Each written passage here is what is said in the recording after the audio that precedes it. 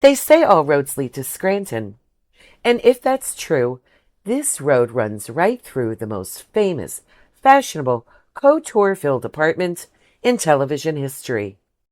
Picture this. It's 2 in the morning. Aidan Shaw is wide awake at Carrie's Gramercy Park townhouse. He's got a problem.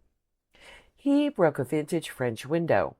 There's a plywood plug where a beautiful piece of antique glass used to be, and it's driving him absolutely crazy. So he gets on the computer and starts searching.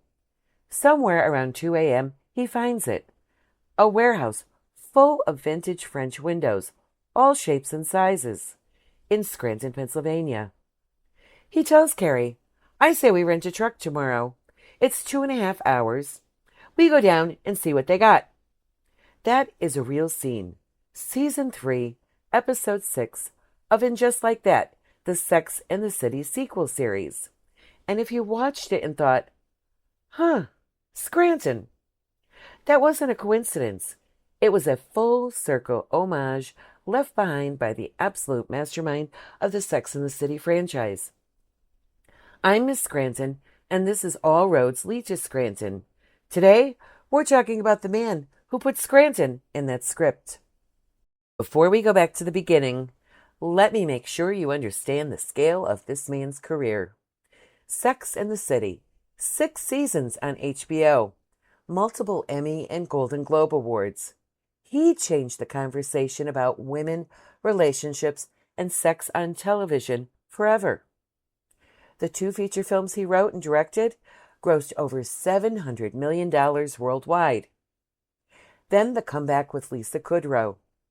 2 Broke Girls, AJ and the Queen, and now, And Just Like That.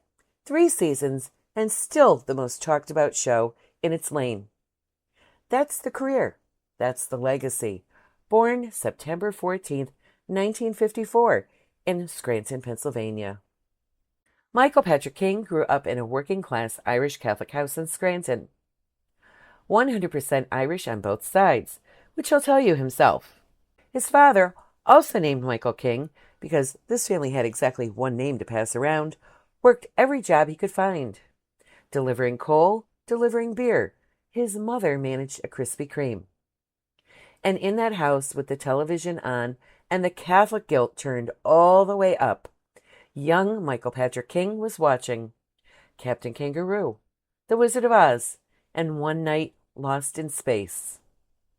He watched Will Robinson on screen and had a realization.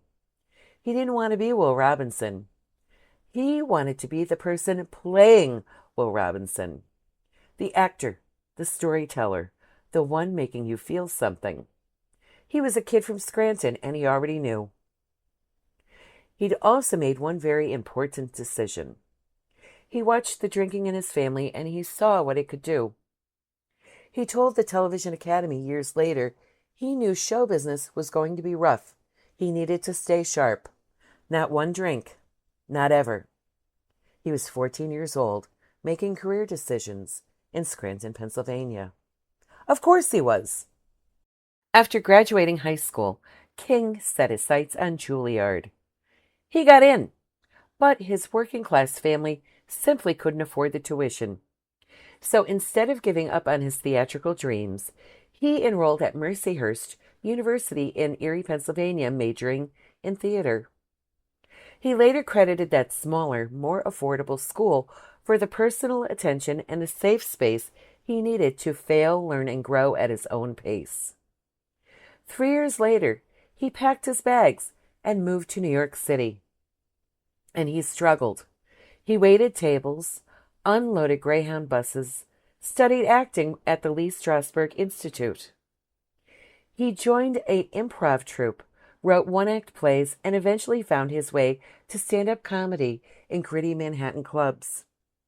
Now, picture your comedy classmates being Ray Romano, Jon Stewart, and Colin Quinn, with Jerry Seinfeld, a junior, ahead of you on the bill. That was Michael Patrick King's graduating class. He had a whole act. His opening joke? My name is Michael Patrick King, which means I'm Irish American, which means in 4 years my face will look exactly like this. That is a Scranton joke, a deeply, specifically Irish Scranton joke. But he started to realize he was better at making other people funny than at being funny himself. He started writing plays and sketches. One of his early TV gigs had him working alongside a young Jon Stewart. And he developed a philosophy he lived by. Follow the green lights. Wherever things are open, go there. Don't fight the red lights. Go where things swing wide. And the lights turned green on Murphy Brown. Then Sybil. Then Will and Grace. He was learning the language of television from the inside out. Real quick, if you're new here and you're loving this story, go ahead and hit subscribe. We tell stories like this every single week. Scranton people who change the world. You don't want to miss a single one. And stay until the very end of this episode because there is a very special tribute to someone who contributed something truly iconic to Sex and the City. Okay, back to Michael. And then in 1998, Darren Star called. He had an HBO show, Sex and the City, based on Candace Bushnell's columns in the New York Observer, and he needed writers. Michael Patrick King walked in, and he never left. When Star eventually stepped back, he left the show in King's hands. King decided New York City wasn't just a setting, it was the fifth character. He collaborated with costume designer Patricia Field to turn tulle skirts, Manolo Blahniks, and nameplate necklaces into global style phenomena. He put words in Carrie Bradshaw's mouth that women quoted to each other for decades. He turned 4 women in New York City into a global cultural earthquake. And yet, despite sitting at the highest peaks of Hollywood, King never forgot his roots. In interviews, he's talked about Scranton's remarkable tradition of producing dark, gritty, brilliant writers. He pointed to Stephen Karam, the Scranton playwright who wrote the Tony Award-winning The Humans, and to Jason Miller, the Scranton native who played the priest in The Exorcist and won the Pulitzer Prize for that championship season. King laughed. People say to me, "Where's your plaque in Scranton?" I say, "Well, I guess I never defeated the devil, so I don't get one."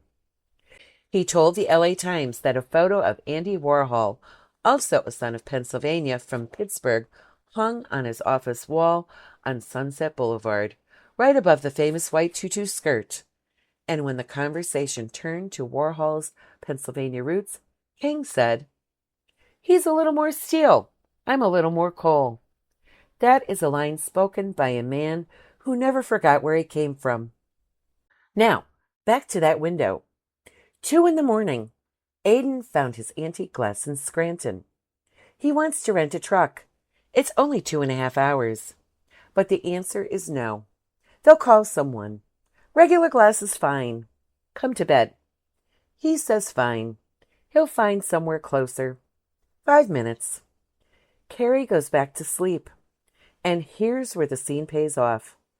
Carrie wakes up and she goes to the bathroom. On the mirror, there's a post-it note. Gone to Scranton. Back later. He went. He actually went to Scranton. And you know what? That's not Aiden.